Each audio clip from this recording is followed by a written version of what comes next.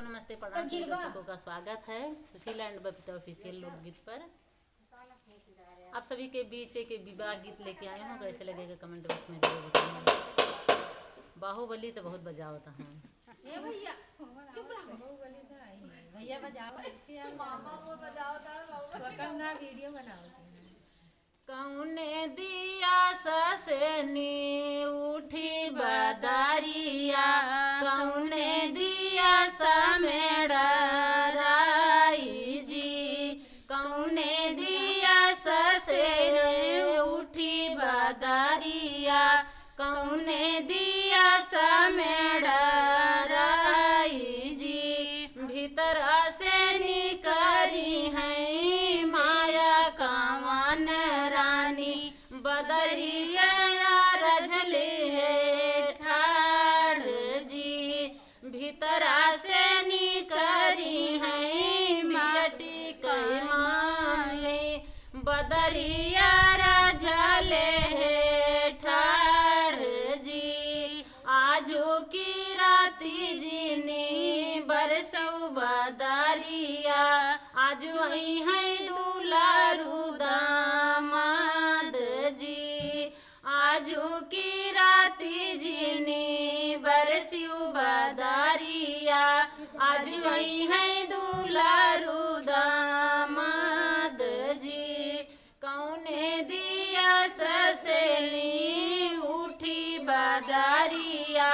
कौने दिया समेड़ा राई जी, भीतरा से निसारी है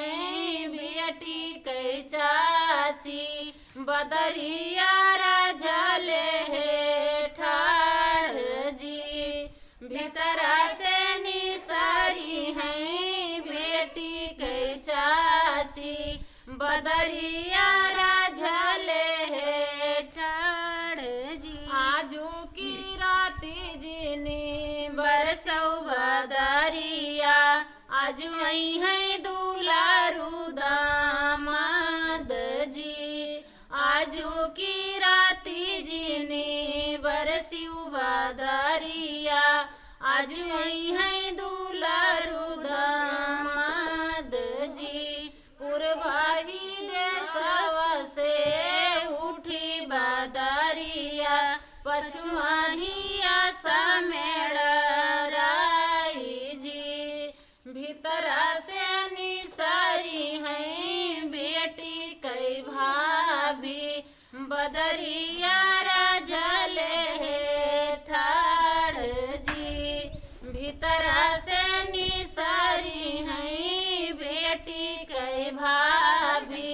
बदरिया रजले है ठाड़ जी, आजू की राती जीनी बरसौ बदरिया, आज वही है दुलारू दामाद जी, कौने दिया ससनी उठी बदरिया, कौने दिया मेरा राई जी, पुरबई दिशा से उठी बदरिया, पछवा दिया समेड़ा राई जी, भीतरा से निसारी है बेटी के बुआ, बदरिया रजले है ठाड़ जी, भीतरा से निसारी है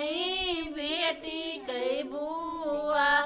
बदरिया रजले है ठाड़ जी, आजू की राती जी